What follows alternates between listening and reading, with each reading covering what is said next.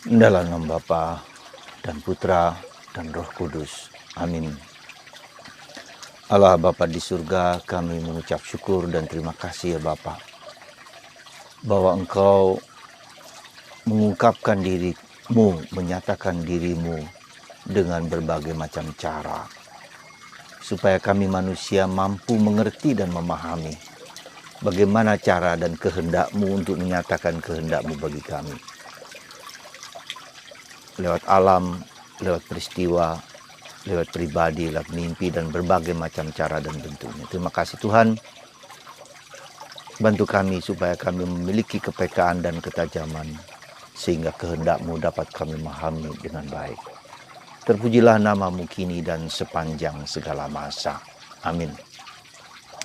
Para saudaraku yang terkasih dalam Kristus, bacaan Injil pada tanggal 23 Oktober 2020 ini mengajak kita untuk peka dan tajam dengan tanda-tanda zaman. Dan ini merupakan sesuatu pesan yang sangat penting karena kita tahu begitu banyak cara Tuhan menyatakan, mengungkapkan dirinya supaya dikenali, diketahui, dirasakan, dan dialami oleh manusia. Saudaraku yang terkasih dalam Kristus, mari kita lihat beberapa hal dulu terlebih dahulu. Tuhan memiliki berbagai macam cara untuk mengungkapkan siapa dirinya, apa menjadi kehendaknya, dan bagaimana Dia merencanakan itu, keselamatan itu bagi kita manusia. Ada banyak cara. Dia berbicara lewat alam semesta, lewat ciptaan, gunung, bukit, ya, yang menyatakan keagungan Tuhan. Dalam Mazmur kita banyak melihat, banyak merasakan betapa agungnya Tuhan dengan alam semesta. Juga dalam ciptaan yang lain, yaitu manusia terutama, terlebih, ya. Begitu luar biasa, begitu mengagumkannya Tuhan menciptakan manusia. Kalau kita lihat bagaimana manusia dilahirkan, itu sungguh luar biasa. Tuhan bicara kepada kita juga lewat ciptaannya, lewat alam semesta, juga lewat mimpi. Ya, kita lihat dalam Perjanjian Lama, ya, Yusuf diberi mimpi oleh Tuhan, Daniel. Ya. Tuhan juga bicara lewat orang-orang yang khusus spesial, yaitu siapa, para nabi, untuk menyatakan kehendaknya kepada kita manusia. Ya. Tuhan menyatakan itu secara khusus kepada mereka, Musa, kepada orang-orang tertentu yang spesial dipilihnya untuk menyatakan apa yang menjadi kehendak Tuhan. Ya, Tuhan bicara kepada kita dengan cara-cara yang sangat spesial. Misalnya orang-orang, tidak hanya orang kudus, tapi para mistikus-mistikus Jawa. Ronggo Warsito misalnya, pengarang-pengarang luar biasa dari tradisi kejawaan, ya. Tradisi Jawa sangat kaya dan sangat dalam, di mana para penulis, pengarang, ya, itu tinggal di hutan, hening di hutan, mendengarkan kehendak Tuhan, menyatakan rencana kehendaknya, bahkan menubuatkan tentang sesuatu masa tertentu, gitu kan. Dan itu semua adalah cara Tuhan menyatakan diri. Maka dalam kitab Ibrani katakan Tuhan berbicara kepada kita lewat para nabi. Nah, yang paling mendasar sekarang, Tuhan bicara kepada kita lewat siapa? Lewat Yesus, putranya sendiri, ya. Nah, itulah sebetulnya kalau mau disampaikan, kita harus mengerti Yesus itu adalah perwujudan pernyataan diri Allah yang sesungguhnya dia menyatakan apa yang menjadi kehendak Allah bagi manusia. Ya. Dan itu kita lihat dalam seluruh hidup Yesus. Kalau kita tidak yakin, tidak percaya, tidak sungguh-sungguh merasakan bahwa Yesus itu adalah penampakan Allah yang nyata, yang konkret, supaya Yesus mengungkapkan apa yang sesungguhnya menjadi kehendak dan rencana Allah bagi manusia. Lalu bukan hanya itu, tapi dia melaksanakannya, ya, dengan mengajarkan, dengan menderita, dengan mati dan bangkit. Jadi dia sendiri, Allah sendiri memberikan putranya. Dan itu dinyatakan ketika Abraham mengorbankan Ishak. Ya, lalu kemudian ternyata Ishak tidak dikorbankan tetapi domba. Dan Tuhan mengatakan, aku sendiri yang akan memberikan itu. Wah, ini suatu nubuat yang luar biasa tuh. Aku sendiri yang akan menyiapkan itu bagimu. Siapa? Putranya sendiri.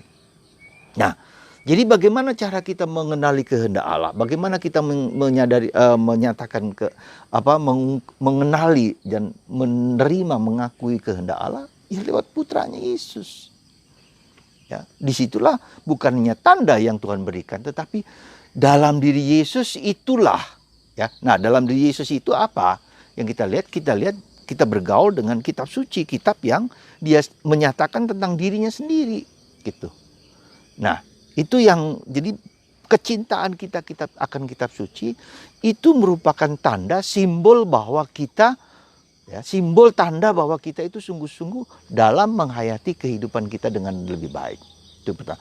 Lalu yang kedua, bagaimana kita bergaul, berdialog dengan Yesus pribadi supaya Yesus menyatakan itu kepada kita. Ya, tanda-tanda zaman itu harus diungkapkan bukan hanya lewat peristiwa, lewat kejadian, lewat alam semesta, ya. Ya benar, boleh, bagus, tetapi kita bergaul dengan Yesus yang menyatakan sesuatu kepada kita hingga sekarang ini, hingga detik ini, saat ini juga. Ya.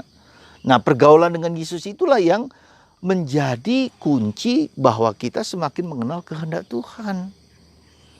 Nah, bagaimana cara kita mengenal Yesus itu? Bergaul dengan Yesus. Lewat apa? Lewat doa. Nah, tentu saja saya yakin bahwa kita semua sudah berdoa. Pasti saya yakin sudah berdoa. Nggak mungkin tidak berdoa. Anda yang mendengarkan ini berdoa. Nah, doa yang seperti apa? Gitu loh. Kita harus belajar mereview setiap kali doa kita itu seperti apa pakai yang kita dapatkan. Apakah saya sekedar meminta sesuatu kepada Tuhan? Atau saya lebih dalam, saya ingin mengerti apa yang menjadi kehendak Yesus dalam diriku, kehendak Allah dalam diriku. Itu beda. Ya. Kalau selama ini saya hanya minta kepada Tuhan apa yang saya inginkan, ya itu doa juga, tetapi belum merupakan sesuatu kemendalaman dalam doa kita. Ya. Demi kepentingan aku, tetapi bukan demi kepentingan Allah. Coba perhatikan itu. Ya. Kalau kita hanya minta dan minta dan minta dan minta, boleh, pasti Tuhan akan harus menyatakan itu kepada kita. Dapat, pasti kita mencari, mendapatkan, kita ingin mendapatkan sesuatu. Tapi apakah saya berjuang untuk mendapatkan sesuatu? Kegelisahan, kecemasan, luka-luka kita, problem hidup kita, keluarga kita, sakit kita dan seterusnya itu bisa menjadi dorongan kita untuk mencari Tuhan, mencari wajah Tuhan. Ya, ketika orang mengalami sesuatu yang tidak menyenangkan dalam hidupnya, dia ingin mencari apa sih sesungguhnya. Nah, itu bisa mendorong dia untuk mencari wajah Tuhan. Apa yang Tuhan inginkan dalam diriku? Ya, maka penderitaan, kesakitan, kesulitan itu bisa menjadi rahmat, dorongan kita untuk mencari wajah Tuhan, untuk mencari tanda-tanda zaman untuk hidupku. Nah, lalu terjadi nanti suatu pertemuan, perjumpaan dengan Tuhan Yesus sendiri. Nah, disitulah kita, ya, menjadi mengenal kehendak Tuhan bagiku. Dan bisa juga lewat peristiwa itu Tuhan mau menyatakan sesuatu kepada dunia. Lalu kita concern, peduli dengan situasi, keadaan di sekitar kita. Ya. Nah, saudaraku yang terkasih dalam Kristus, sekali lagi kita lihat cara Tuhan menyatakan sesuatu kepada kita, itu kehendak caranya Dia, bukan cara kita. Maka dengan berbagai macam cara, tetapi yang paling fundamental adalah lewat sabda Allah. Dan sabda Allah itu menjadi manusia, yaitu Yesus Kristus. Nah, maka kita sekarang harus bergaul dengan Yesus dengan lebih sungguh-sungguh. Tidak hanya mohon, tetapi juga bergaul dengannya lewat sabda. Lalu juga bergaul dengan dia lewat doa. Bergaul dengan dia lebih dalam lewat meditasi, lewat kontemplasi. Santa Teresa dari Avila mengajarkan kita apa yang disebut the prayer of recollection. Doa hening, doa diam, doa sunyi. Tetapi doa sunyi yang berdialog, yang hadir. Berdialog dengan Tuhan, dengan Yesus. Maka Teresa menggunakan doa imajinasi, membayangkan bahwa Yesus hadir, lalu bergaul dengan dia, lalu dia berdialog dengan dia, bertanya tentang kehidupan apapun yang dia alami, lalu mendengarkan suara Tuhan, diam dalam suara Tuhan, maka dia mengatakan doa hening 1 jam sehari. Ya, doa 1 jam sehari, duduk diam, doa hening bersama dia. Nah, Tuhan nanti akan mendidik, mengajar, membimbing, dan menuntun dia. Dalam the prayer of recollection itu, ya, ya, Tuhan mendidik dan mengajarkan Teresia tentang banyak hal. Maka dia tulis dalam buku-bukunya yang luar biasa, The Perfection, the Autobiography of His Life, ya, bagaimana dia mengalami Tuhan, ya. Lalu Interior Castle dan seterusnya, dan banyak sekali Tuhan mendidik dan mengajar kita. Maka menurut saya, apa yang harus kita lakukan supaya semakin kita mengenal Tuhan? Tadi saya kira doa, meditasi, ya, kemudian juga disiplin, self disiplin, yaitu puasa, mati raga. Ya.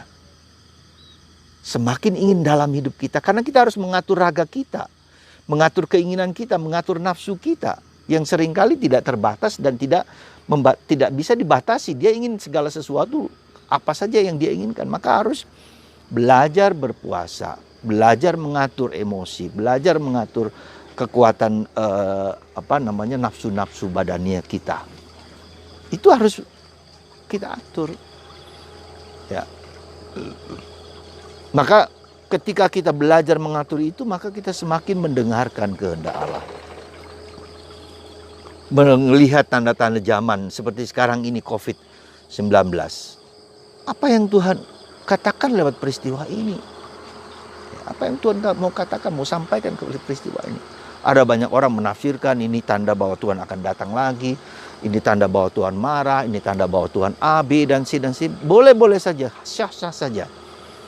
Ya. Bahkan ada tanda sekarang ini orang humor tentang hoax paus yang mengakui menerima perkawinan sesama jenis, ya, gay atau lesbian diperbolehkan dan seterusnya. Itu apakah demikian sesungguhnya? Ya, belum tahu, ini hoax, bisa aja dipelintir. Sekarang ini apa? Betapa sulitnya untuk mendengarkan suara Tuhan karena orang sibuk dengan dirinya sendiri. Orang begitu susahnya kita. Bahkan orang memelintir dengan hoax, dengan penipuan, dengan kebohongan, dengan kejahatan-kejahatan media sosial itu. Sehingga yang benar menjadi salah, yang salah menjadi benar. Nah, disitulah kita sebetulnya, saudaraku, dipanggil secara pribadi. Bagi Anda yang bersedia dan berminat, bagi Anda yang sungguh-sungguh ingin lebih dalam hidupnya, silahkan. Jadi orang bisa saja terpancing dengan segala pengaruh-pengaruh itu, boleh. Tapi kalau kita ingin lebih dalam hidup kita, terpanggil lebih dalam akan mengenal kehendak Allah, mari kita duduk, kita diam, kita hening, meluangkan waktu, bangun jam 3 pagi, kita berdoa, kita berpuasa, kita bermati raga, kita berdoa untuk gereja, ya, supaya gereja dapat mengatasi berbagai macam godaan, berbagai macam serangan oleh kuasa-kuasa yang kelihatan maupun yang tidak kelihatan, ya, apa saja yang kita lihat. Nah, nanti sekali lagi saya hanya mengundang Anda, bagi Anda yang bersedia, bagi Anda yang tidak apa-apa. Ya. Mari saudaraku terkasih, kita mencoba mengerti tanda-tanda zaman dalam diri kita. Kita mencoba mengerti kehendak Tuhan dalam hidupku sendiri. Ya.